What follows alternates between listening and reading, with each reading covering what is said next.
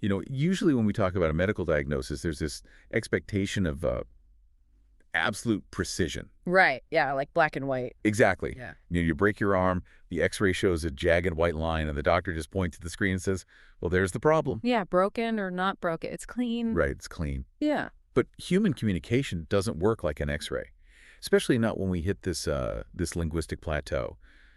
I brought in a massive stack of material today for this deep dive to kind of get to the bottom of this.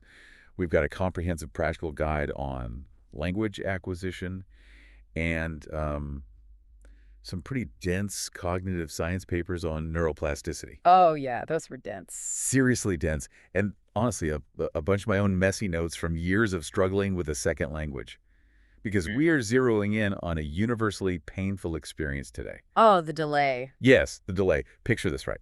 You're in a conversation in English, assuming it's your second language. Someone asks you a slightly complex question, and you understand every single word they say. Yeah. But then there is this 3 to 5 second delay. Your eyes just kind of glaze over, looking somewhere over their left shoulder. Yeah, you're looking at the ceiling hoping the words are written up there. Exactly. Yeah. Your mouth opens, maybe closes again, and no sound comes out. It's the absolute definition of conversational quicksand. I mean, you're trapped in this agonizing silence, frantically trying to take a perfectly sophisticated thought from your native language, and you're just trying to cram it into a clunky, heavily compromised English sentence. And by the time you finally get the sentence out, the moment is completely past. The person you're talking to has already checked their phone or looked away. Yeah, they've moved on. Right. And you walk away replaying the moment thinking I knew the answer. The vocabulary was right there in my head. So our mission for today's deep dive is to tear down that specific barrier, what the sources call the translation wall. The translation wall, yeah. Which is such a good visual. It really is. Yeah. Based on the cognitive research we've pulled together, we're going to break down the actual mechanics of why the adult brain gets stuck in this trap. Yeah. And then, crucially, we're mapping out the actual daily routines to permanently rewire those neural pathways so you can just think directly in English. And I think the foundational premise across all this linguistic research, which I love, is that it completely shifts the blame away from the learner. Oh, yes. That translation trap, it's not a lack of vocabulary, it's not a memory issue, and it's definitely not a sign that your brain just isn't wired for languages. Right. It's not a personal failing. Exactly. It is a strict computational reality. We have to look at the bilingual dictionary model that we were all subjected to in school. Oh, man. I remember this vividly from middle school French. The teacher writes the English word apple on the board, draws an equal sign, and writes pomme.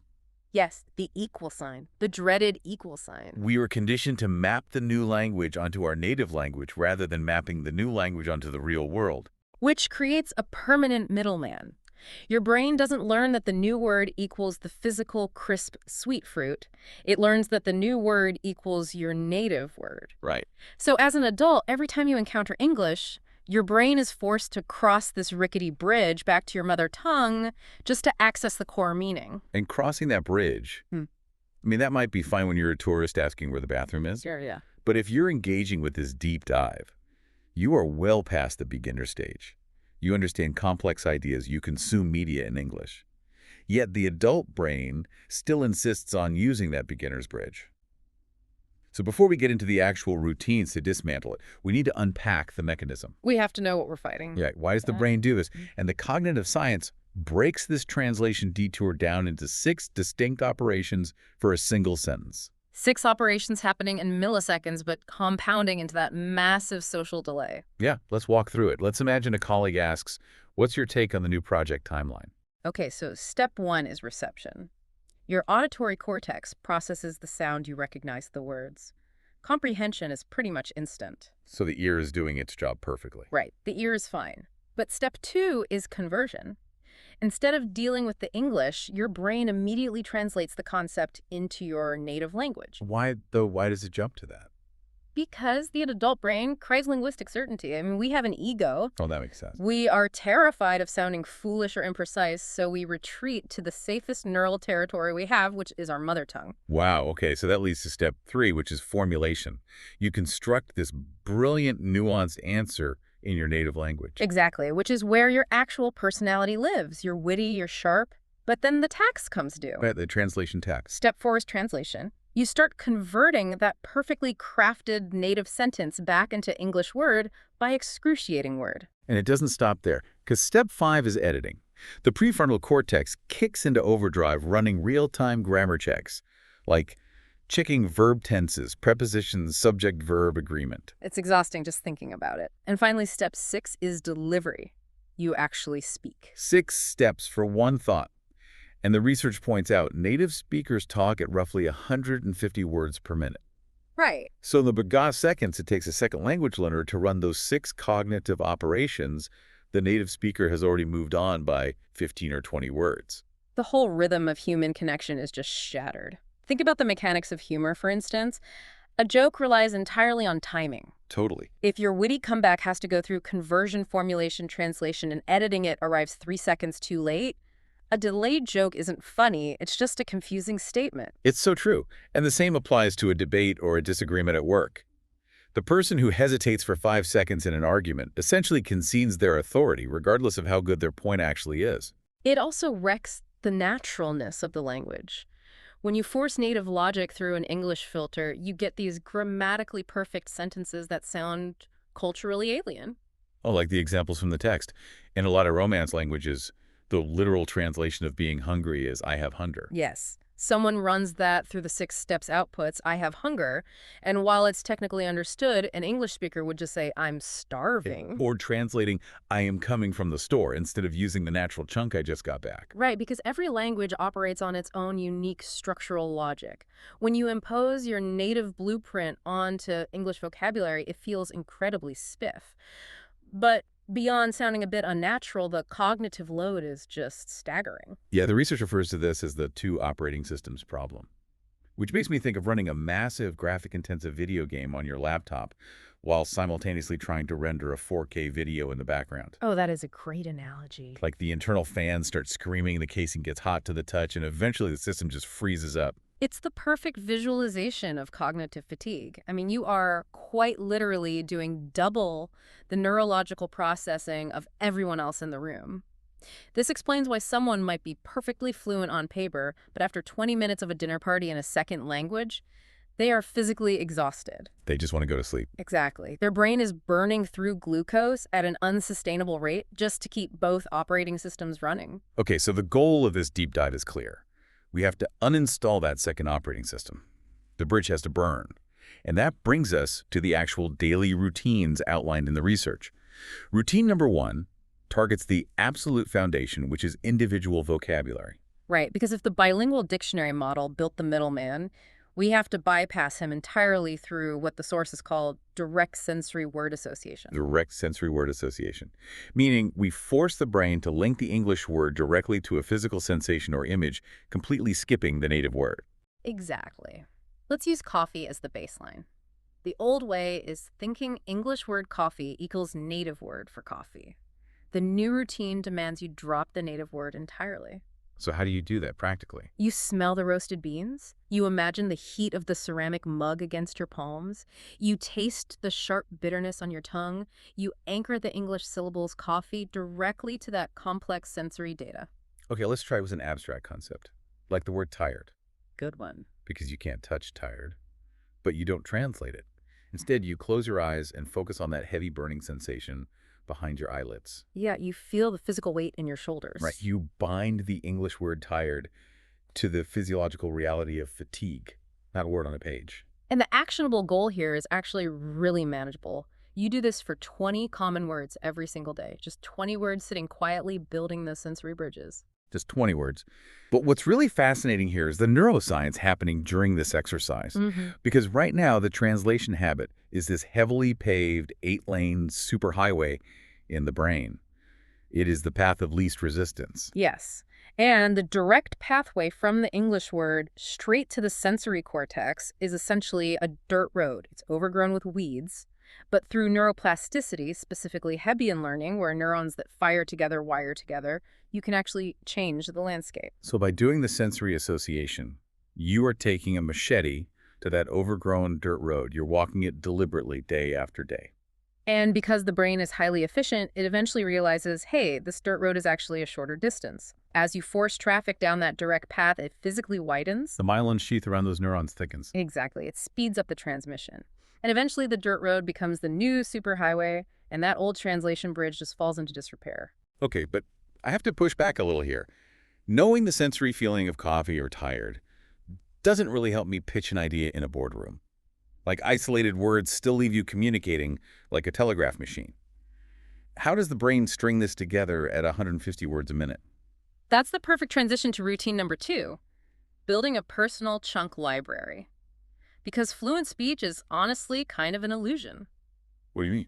Well, we think we are constructing sentences word by word on the fly, but cognitive linguistics shows that native speakers actually retrieve language in pre-assembled blocks or chunks. Ah, okay. So the routine involves collecting 5 of these phrases a day from native speakers. We're talking about opinion chunks, like from what I've seen, or agreement chunks, like you hit the nail on the head. Yeah, or even those vital filler chunks that just buy you time, like the thing is. Right. But the critical step, according to the guide, is the repetition rule. You must vocalize each of these chunks out loud 20 times. Yes, 20 times. Out loud. See, I have to challenge this. Repeating phrases 20 times out loud sounds exactly like the rote memorization we all hated in school. Yeah. Aren't we just building a robotic script here? Like, how does mindlessly repeating "you hit the nail on the head" translate into spontaneous dynamic thought? I get that. It feels robotic until you understand what is happening in the motor cortex. Speech isn't just a mental exercise. It is a highly complex physiological act. Right, moving the mouth. Exactly. You are coordinating your lungs, vocal cords, tongue, and lips in milliseconds. When you repeat the chunk 20 times, you aren't trying to memorize the definition. You are building muscle memory.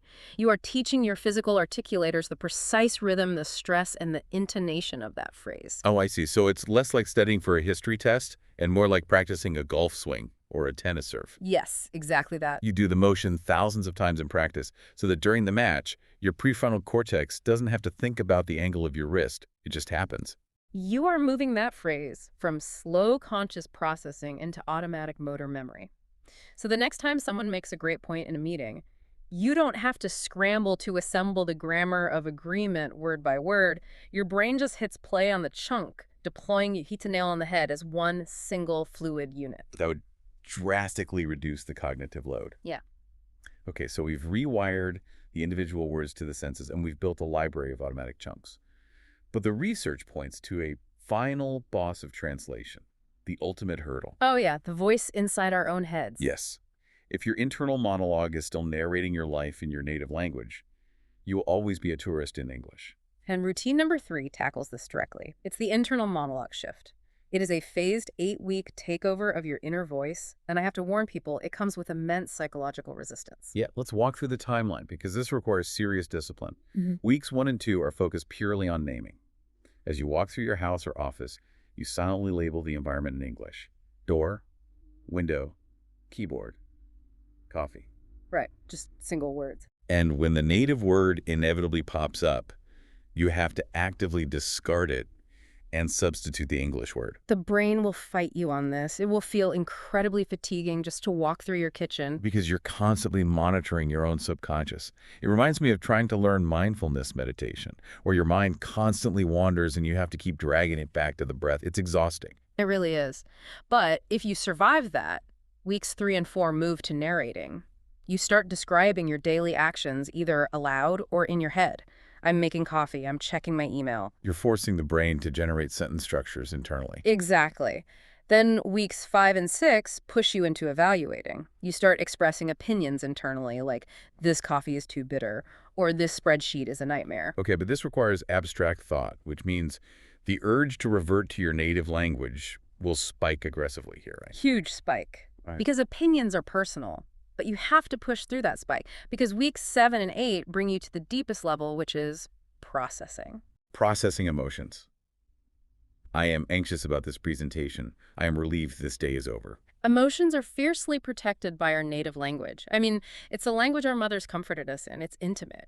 It is. But when you cross this frontier, when you begin truly feeling in English, the entire translation apparatus just collapses. Because the thought actually originated in English.